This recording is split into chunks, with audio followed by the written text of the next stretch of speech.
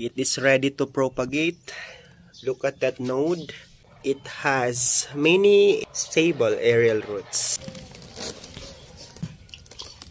Hi guys! Good morning! Once again, this is Teacher Noy, ang plantito ng Baganga Davao Oriental, Mindanao. Once again, welcome back to my YouTube channel, only here in Gel Vlog. For today's video ay magpropagate na naman ako ng philodendron na may yellow at green na dahon dito sa aking garden. Isa ito sa mga hinahanap ng mga collectors ng mga plants dahil ang philodendron na ito ay rare talaga. I know you have this in your garden. Meron kayo nito dwarf na file at giant. The name of this philodendron that I'm going to propagate is the Giant Moonlight Philodendron.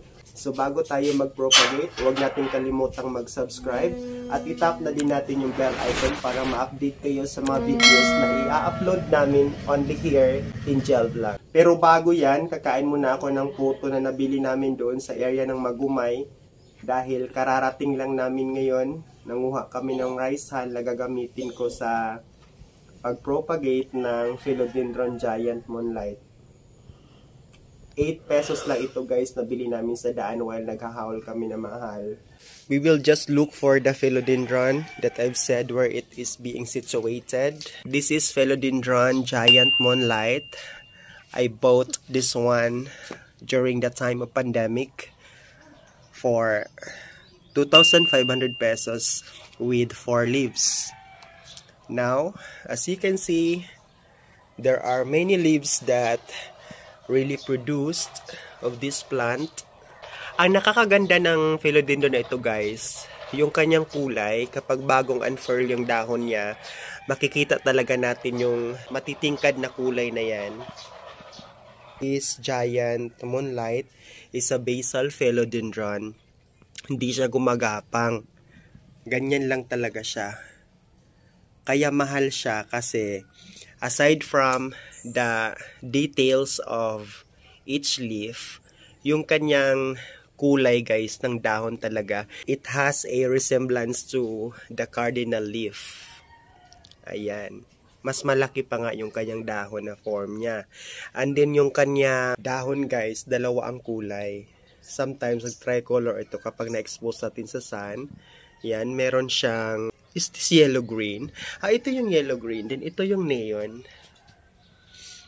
Yan. Ganda ng kulay talaga niya. Tapos, kapag matagal na, ganito na yung kulay niya. Nagi-green na siya. So, walang damage yung leaf niya, guys, sa pag-unfurl. I'm very much happy sa time ng rainy season. Kasi, lumaki yung mga dahon niya. Nagda-giant talaga yung mga leaves niya. Tapos, tumaas pa siya. At yung ginawa ko lang sa mga ano niya, puso niya, yung kanyang flower, kinakat ko yan. Look at that. Hindi ko yan nakat kaya hindi nasundan yung dahon niya. Lumiliit kasi nagfo-focus yung nutrients doon sa flower niya compared sa paglabas talaga ng dahon. Yan yung technique kapag nagpa-flower yung plant, you cut it. Kunin natin siya dito. Dalhin natin doon sa area. Busy pa kasi yung mag-video sa akin, nagluluto pa. So ako na lang. Cutting this philodendron. Guys, yung pagpapalaki nito, gamit lang kayo ng organic talaga na methods. Like yung kanyang soil mix. Gumamit lang kayo ng coco peat kung meron kayo. Lagyan nyo rin ng rice hull yung soil nyo. Dapat loam soil talaga guys. Kasi kapag mataba yung lupa, mas maganda yung tubo ng mga philodendron. At yung watering naman niya, twice a week lang.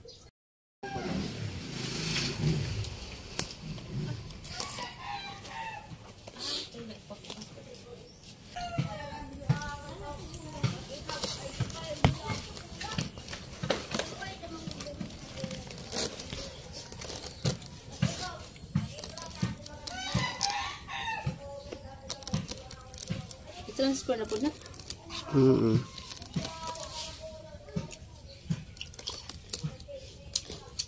Kaya namang alaga ang buwa.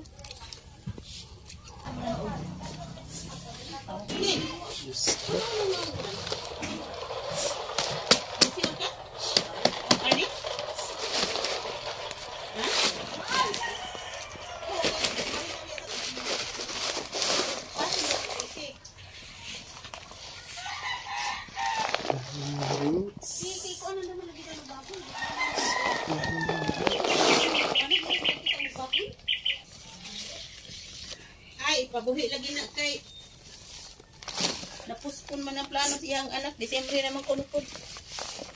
Birthday. Ay, birthday na ako. Bumilat.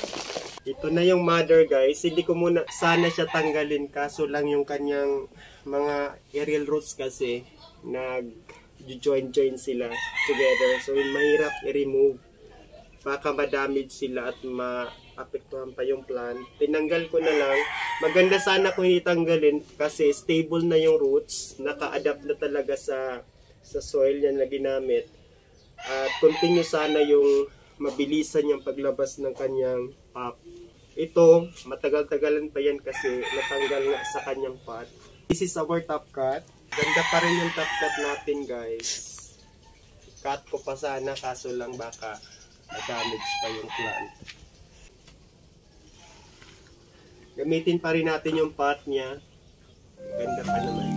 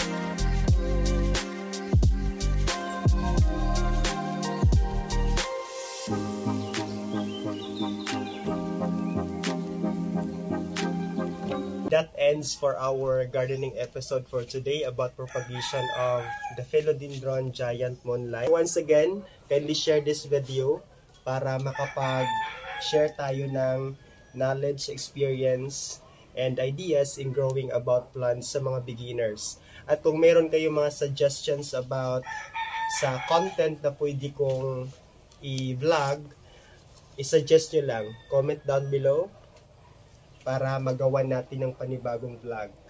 And I'm happy that you are here watching this video. Once again, this is Teacher Noy, ang plantito ng Baganga Davao Oriental, Mindanao. Don't forget to subscribe and hit also the bell icon for more updates.